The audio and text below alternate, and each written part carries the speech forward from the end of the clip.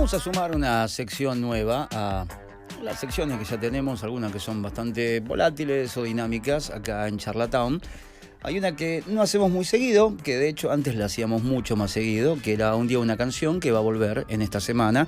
Pero vamos a inaugurar una que tiene que ver con algo que nos llama la atención, que no ahora, porque hoy no tiene casi valor legal, pero que durante muchos años, para quienes amamos escuchar música, era la portada, era la puerta de entrada, mejor dicho, a una obra musical, que es el arte de tapa de un disco, de un álbum, sea en el formato de vinilo, que es uno de los primeros que el mundo conoce, incluso en el formato del cassette, que era un tanto más pequeño, donde algunas cosas, como estamos hablando de un cuadrado que pasa a un rectángulo, se iban acomodando estéticamente, y después el CD, que de alguna manera retornaba al formato cuadrado de 12x2 en el caso de CD, que tenía el vinilo siendo un poco más grande. Pero creo que todas, en algún momento de la historia entramos a una obra por la tapa, y creo que de la misma manera hay tapas que son muy emblemáticas para nosotros. Hay tapas que ya sabemos qué son, las tenemos en la cabeza. No es necesario que uno las vuelva a ver,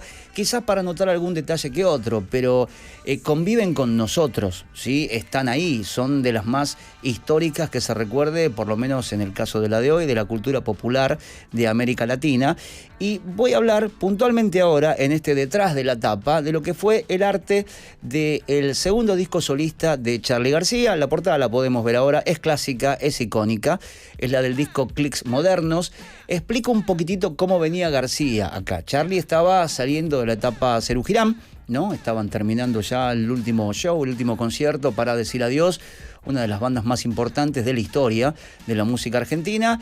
Charly saca un primer disco, que es ese Yendo de la cama al living, tenía también ese espíritu del pubis angelical, mezclado a una película, pero todavía no era el García que iba a ser a partir de su segunda obra como solista, que salía el 5 de noviembre de 1983, entre las elecciones que se habían llevado a cabo el 30 de octubre de ese año, donde se iban a poner Raúl Alfonsín, el regreso de la democracia y después la asunción del poder. Es decir, es un disco que sale casi todavía en lo último, en la coda, en la resaca de la última dictadura cívico-militar aquí en nuestro país. Una vez que termina el año 82, Charly va a terminar ese año haciendo el show de Ferro, ¿sí? Un show donde él es auspiciado por Fiorucci, por eso Fiorucci va a estar en uno de estos temas, ¿no? Que es Tranzas, donde dice, él se cansó de hacer canciones de protesta y se vendió a Fiorucci. Bueno, ¿por qué? Porque Fiorucci en realidad es la marca de pantalones que sponsorea a García para que García pueda hacer el festival casi que hizo de la canción solito en Ferro, donde fueron 25.000 personas y donde termina el concierto a pocos meses del fin de la Guerra de Malvinas con una especie de misil que bajaba desde la Torre de Ferro y que ese misil se depositaba o llegaba a la punta del escenario, la parte de arriba, que había una ciudad armada, destruía la ciudad. Era el concepto de no bombardear en Buenos Aires, pero mucha gente que estuvo presente ese día incluso sintió temor, porque de golpe, y si estaba medio fumado, ni te digo, en medio de un concierto, venías de una guerra de hacía 6 meses atrás, estaba toda la sociedad muy sensibilizada y en un momento dado, en medio del campo, comenzás a ver cómo se iluminan misiles que no sabes de dónde vienen, si son reales, si no son reales, y terminan chocando contra el escenario. Obviamente era todo armado por Charly García. Le salieron a pegar, dijeron que se había vendido al mainstream de ese momento, que era casi inexistente, porque permitió que Fiorucci sponsoreara el show. Lo que dijo Charly más tarde es algo bastante lógico y entendible. Si Fiorucci no me ponía la guita, yo semejante puesta en escena no podía hacer. Entonces me pusieron la plata, dije, ok, lo hacemos y puedo llamar a Renata Schusheim, a armar la escenografía, a armar toda esta locura de las bombas y los misiles. Y si me vendía Fiorucci, ¿cuál es el problema? Decía García en ese momento, pero estábamos entrando en lo que iba a ser una década del 80, no, más que nada la del 90, donde se enfrentaban los artistas del pop, los artistas del rock. Es como que uno siempre quisiera que el artista que nos gusta viva en una pensión de 2x2, al estilo Luca Prodan, que esté tomando verdín de la vereda y que coma salteado cada 3 días. Cuando el artista vive en una casa buena, limpita, nada de pescaditos, y tiene una guita para irse un fin de semana a Cariló, y ahí decimos se vendió al sistema. No entiendo por qué cuando nosotros no queremos vivir así, pero pretendemos que los artistas que nos gusten no trancen, no se sabe con quién, y no vivan como un burgués, sino que vivan de otra manera. Charlie obviamente no lo veía desde ese lugar, acepta la guita de Fiorucci, acepta el sponsoreo y despide el año en ferro de esa manera. Una vez que termina eso, decide encarar un viaje a Nueva York. Se va a ir a Nueva York a comprar algunos chichens, se compra esa Roland, la TR-808, que había salido en el año 1980, que él ya la había usado acá en Canción de 2x3, en Yendo de la Cama al Living, pero bueno, en Estados Unidos y puntualmente en Nueva York compra emuladores, algunos sintetizadores. Él cuenta que paseaba con Pedro Aznar por la Quinta Avenida con un changuito, casi esos carros de supermercado de homeless, lleno de emuladores, programadores, etcétera. Una vez que está en Nueva York, ahí le pinta el bichito de comenzar a grabar. Él no lo tenía pensado. Él estaba con Pirín, que era alguien que lo acompañaba, en este caso desde Argentina, que tenían la plata si él quería grabar, y decide comenzar a grabar. Entonces van a ver el estudio de Jimi Hendrix, que era el Electric Lady. Van a alquilar un loft en Manhattan, que lo consiguen con un precio bastante acorde a los tiempos y alguien que venía de un país mucho más sudaca que ahora. Si ahora somos sudacas en el 2021, imagínense en 1983. Charlie se maravilla con Nueva York. Nueva York estaba en un estado de decadencia muy grande, el crack estaba pegando muy fuerte, era una plaga realmente, lo que decimos siempre, ¿no? Las tasas de criminalidad altísimas. Pero decide grabar. Cuando decide grabar, va a ver la lista de productores que le ofrecían, que estaban vinculados al estudio, a Electric Lady. El último de la lista, que era Joe Blaney, lo elige porque había trabajado con los Clash.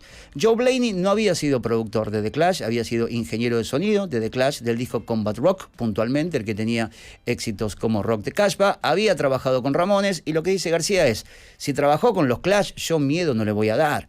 Ya por lo menos algo súper mugroso conoce, así que no creo que tenga asco de hacerlo conmigo. Le ofrecen guita al estudio, el estudio dice que sí, él le dice a Pedro estaba allá porque estaba estudiando en la escuela de música Berkeley, estaba con su novia, Charlie le ofrece ser parte de esta grabación del disco, Pedro le dice que sí y le mete todos los bajos a lo que iba a ser Clicks Modernos. Después, para grabar, iba a llamar a 2 o 3 músicos, en este caso también muy conocidos de la escena de sesión. Uno iba a ser Casey Chevrolet, que graba la batería en 2 canciones de Clicks Modernos. El resto es todo de la maquinita Roland, apodada Rucci, como el sindicalista asesinado en 1973. Iba a estar Doug Norwine, que iba a meter el saxo en Nuevos Trapos. Y después el genial músico de sesión, guitarrista, Larry Carlton, que tuve la chance de entrevistar acá, cuando estuvo en Vorterix hace unos 6-7 años atrás, que iba a grabar en Plateado sobre Plateado, en No Soy un Extraño y en Los Dinosaurios. Esa guitarra que ustedes escuchan en alguna de estas 3 canciones tiene que ver justamente con la figura de Larry Carlton. Hasta ahí todo bien. Charlie se mete a hacer el disco, estaba sintiéndose inspirado por lo que pasaba en Nueva York. Charlie es un hombre muy citadino, no se banca las hormigas, eso está claro, y decide en un momento pensar en la tapa del disco. Con el fotógrafo Huberto Sagramoso, que estaba viviendo en Nueva York, deciden salir a recorrer las calles para ver dónde podían hacer la tapa del disco. Charlie quería llamar al disco Nuevos Trapos, ¿sí? Entonces estaba buscando como una pared que estaban todas grafiteadas, lo contó la Breuer el otro día, a partir de finales de los 60, comienzos de los 70, es como que Nueva York, de alguna manera, y de los barrios más necesitados y más marginales, termina transformándose en algo así como la capital del graffiti. Los famosos trenes, ¿sí?, que iban a Long Island, que atravesaban Nueva York, y que tenían la firma, en este caso, de aquellos que con el aerosol hacían maravillas. Charlie García va a encontrar una pared con Huberto Sagramoso. Primero van a pintar la pared con el nombre Nuevos Trapos. Hasta el momento es lo que él tenía pensado que podía salir. ¿Ven? Esa es la tapa que él pensó a priori. Dijo, es esa, es Nuevos Trapos, voy a ir por ahí. Pero después va a encontrar otra pared, que es la de la portada original. Vamos a ir otra vez a la portada.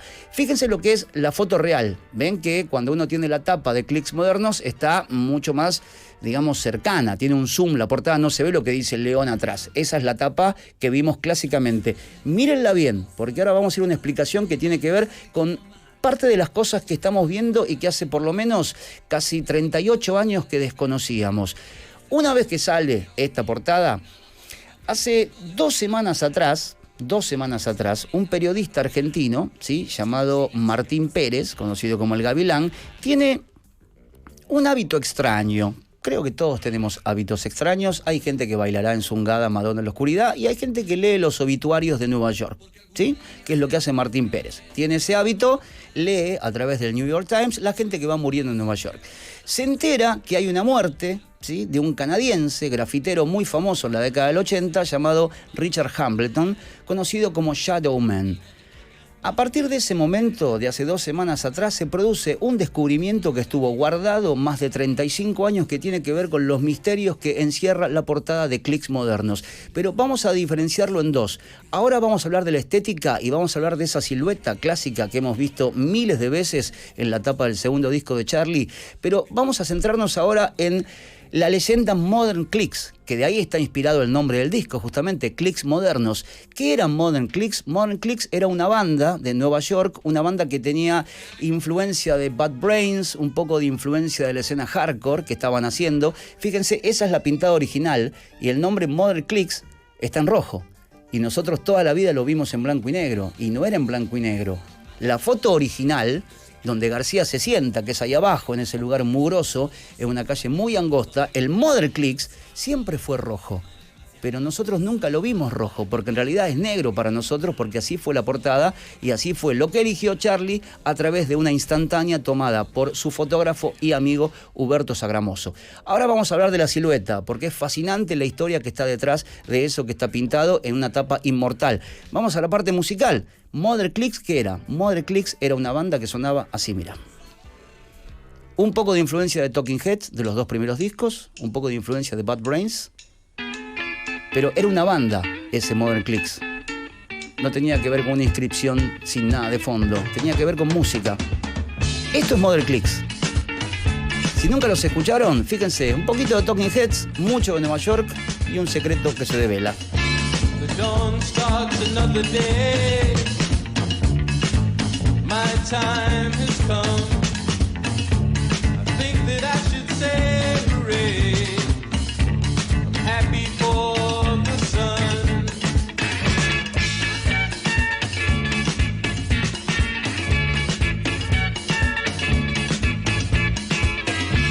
I breeze through my time at work, and I know that it's near. Brush off my petty work, get ready to cheer.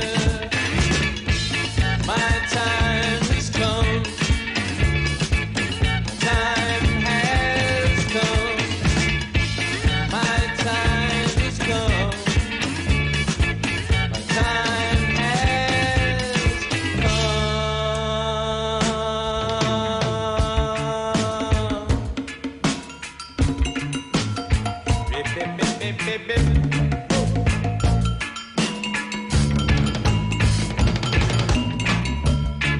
I'm home, but I'm not alone. I got you on my brain. Well, your smile makes me feel full grown. Yeah, with you it's never the same. ¿No es alucinante saber que esto que estamos escuchando es la banda Modern Clicks, que habían hecho una pintada en Nueva York? García sabía que era una banda, no sé si los habría escuchado en ese momento, estaban tocando en vivo. A ver, era el precocino de la escena hardcore que iba a tener lugar más que nada en Washington, no tanto en Nueva York. Pero esas 2 palabritas que vimos toda la vida, por lo menos del año 83 hasta acá, yo la verdad no sabía en profundidad que tenían que ver con un grupo. Y es este grupo que estamos escuchando ahora, que tiene toquecitos de Talking Heads, cosas de David Byrne muy clásicas de la Nueva York del año 80, 81, y lo mismo en este caso la influencia del reggae que se va a notar en algunas de sus otras composiciones. Una banda que grabó esto casi como si fuera un demo, pero creo que es el primer secreto que se revela de una etapa icónica para América Latina como lo fue la de Clicks Modernos. Antes de avanzar y meternos en la otra revelación que tiene que ver con esa figura, con esa sombra clásica que venimos viendo del año 83, vamos a este pequeño, si querés, intermezzo de 2 o 3 minutos que lo hemos extraído de la bio de Charly García que pasó en Nachío, donde se refieren a lo que fue la grabación de este álbum. No habla de la portada, pero sí habla bastante del backstage de Clicks Modernos. ¿Qué me ibas a preguntar? Te iba a preguntar de Clicks Modernos. Tú trabajaste con Joe Blaney en ese disco, ¿no? El famoso Joe Blaney, más famoso de que... Porque trabajó contigo.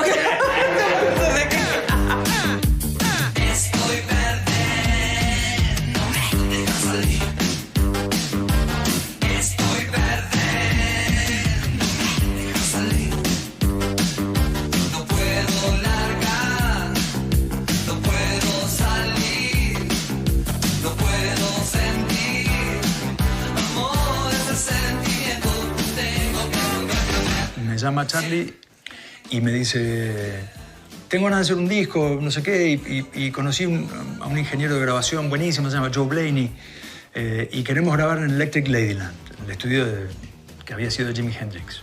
¡Wow, qué bueno, Carlito, genial! Me dice, ¿querés el bajista? Le digo, dale, por supuesto. I was affiliated with Electric Lady Studios at the time. I had worked there. I was a freelance engineer, and they called me one day and said, "We have a project for you." And apparently, these two guys, or I guess there were three of them, Charlie, Pedro, and a guy named Carlos, who had the money, just came knocking on the door there and said, "We want to make a record," you know. Voy a Electric Lady. Y entonces le digo, quiero hacer un disco acá. Y el tipo me dice, "Your father is rich or what?" Y yo saco la guita y digo, "You want or don't?" Please.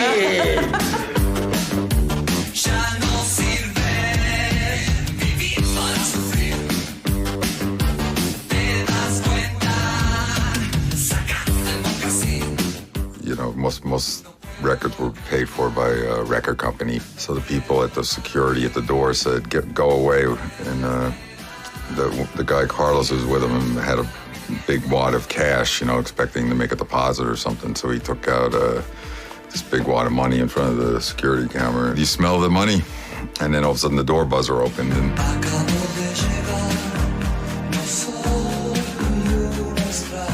Y ahí me dan una lista de ingenieros. Y el último era Joe Blaney. Decía Joe Blaney de clase. Este. we seemed to get along great right away. I liked what the music was. I had no idea of the level of his talent or who he was or anything, you know. When we went to the studio the first day and I started, you know, I could see the way he and Pedro set up or played their instruments. And then when he told me Pedro was in Pat Metheny's band, I started to get the picture that these guys are, you know, on a pretty serious level here of, you know, playing and music and all. Y ahí empezó la grabación de Clicks Modernos, que me pareció un disco hermosísimo, me pareció que era una estética propia. Y a pesar de que yo tocara el bajo ahí, no era un intento de hacer Serú Girán sin Serú Girán. Era claramente un disco de él. Y tenía la impronta de él. Esa es la explicación que daban sobre el back, digamos, de lo que fue la grabación de Clicks Modernos. Hablamos de la parte del Modern Clicks, ¿sí? Presentamos a la banda llamada Modern Clicks, que es para mí otro secreto a revelar después de muchos años. Y vamos a ir ahora a la silueta, ¿sí? A esa figura que estábamos viendo ahí, esa de negro, que no sé si les llamó la atención a través de los años. Y acá la cito a la Breuer, y yo se lo contaba el otro día, porque llegué a esto con una pista previa que ella me había dado. Vamos a ver algunas imágenes de lo que fue, bueno, el backstage de grabación, ¿sí?, de ese disco. Lo vemos ahí a García, muy joven además, un Joe Blaney también muy joven. Él estaba alquilando un loft, decía, en Nueva York, un lugar también que parecería mucho más grande. Ese es Charlie en Nueva York en 1983. Y vamos a llegar a las fotos de este personaje llamado Richard Hambleton. Las vamos a ir viendo despacito, Pata, si te parece. ¿Ven que la misma silueta, digo no la misma, el mismo estilo de la silueta se ve en esa fotografía? Vuelvo a Martín Pérez. Martín Pérez, periodista argentino que tiene, dije, esta rara habilidad, ¿no?, o extraño hábito de mirar los obituarios de Nueva York, se entera que murió un tipo llamado Richard Hambleton, canadiense, él que había sido grafitero en la Gran Manzana a comienzos de los años 80, y Pérez tenía una duda muy grande si la silueta de ese hombre sombra que estaba en la tapa de Clicks Modernos no era una obra de Richard Hambleton. Le manda un mail a Christine Woodward, que es la curadora de una galería de arte de Nueva York, y le dice: mirá, te voy a mandar la tapa de un disco, ¿me podés decir si esto lo hizo Shadowman o no? Así le decían por estos hombres sombra. La mujer le contesta y le dice: sí, esa silueta negra que está en la tapa del disco que me mandaste, la hizo Richard Hambleton entre 1981 y 1982. Ahora, ¿quién era Richard Hambleton? Conocido como Shadow Man. Era un grafitero, un artista urbano que andaba de fiesta siempre con otros dos, también artistas creadores de la calle, sí, pero bien urbanos de Nueva York, como eran Keith Haring y el segundo Basquiat. Y de Basquiat ha hablado Mariel Breuer hace, creo que 3-4 semanas atrás, y los tres andaban para todos lados, los tres con vidas también muy castigadas. En el caso de Basquiat va a morir muy joven, después llega la plaga del SIDA, los tres eran heroinómanos, y el último caso es el de Richard Hambleton. Fíjense la cantidad de siluetas de Shadowman que estamos viendo ahora en estas fotografías, que el tipo las hizo entre el año 80 y el año 82. Una vez que llega la década del 90, Richard Hambleton, que lo van a ver ahora en una de las últimas fotos con sus obras, se hace muy dependiente de la heroína, va a alejarse lo más que puede del ambiente artístico. Ese señor que está parado ahí es Shadowman. Y lo que decía la gente de Nueva York en esa época es: te metes en un callejón y te aparece Shadowman, ¿sí? Porque él dibujaba esas sombras en cualquier lugar, y más en una ciudad que, insisto, estaba partida desde el tejido social hasta, en este caso, la mínima ayuda que podía tener a los barrios más marginados. Ese señor, que tuvo una muerte a los 65 años, hace 2 semanas atrás nada más, es Richard Hambleton, conocido como Shadowman, y estas son sus obras. Él decía que podían ser sombras que estarían vinculadas al Holocausto, o por qué no, pueden ser las sombras mías que están mirando y que acechan en una calle. Un tipo muy loco, un yonki tremendo, un artista increíble que se sentía hijo de la calle. Él no quería ir a una galería, no quería exponer en lugares académicos, porque entendía que era alguien con su intelectualidad, con su manejo de la palabra y del discurso. Era bastante volátil, pero al mismo tiempo era alguien que entendía que lo mejor estaba en la suciedad, en las cañerías, que no quería cambiar de ahí, que no se quería mover. Ahora, Richard Hambleton murió hace 2 semanas sin saber que uno de sus Shadowman estaba en la tapa de un disco, de uno de los discos más importantes de la cultura latinoamericana, y Charlie, cuando se sacó la foto en esa pared de Nueva York, nunca supo que la silueta que estaba de fondo era un Shadowman hecho por Richard Hambleton. Si a alguien le interesa esta historia, a mí me pareció un secreto a revelar alucinante para poder contárselo a ustedes. Hay un documental sobre Richard Hambleton que se llama Shadowman. Vamos a ver ahora en segunditos nada más el tráiler. Lo que siempre digo, entiendo que es lunes y que la semana recién comienza, pero si alguien va a querer ver este documental, dígame, porque no se consigue, es muy difícil de conseguir, y te muestra la historia de lo que era Nueva York a comienzos de los 80, de esta tríada sagrada de artistas casi sentenciados por la vida, ¿no? Urbanos como Basquiat, como Haring y como el mismo Shadowman, y al mismo tiempo muestra su conexión con el arte y la locura que el tipo tenía encima. Es una de esas historias como la de la banda Death, que a día de hoy son muy difíciles de encontrar, que uno, tantos años después, pueda revelar misterios como este. Quizás no lo sabías y hoy te llevas 2 nuevos. La banda, Mother Clicks, qué era, cómo sonaba, hacia dónde iban, y la silueta que después Charlie acá comparó con las siluetas blancas de los desaparecidos, que es la obra de este genio creador condenado por la vida llamado Shadowman. Este es el tráiler del documental.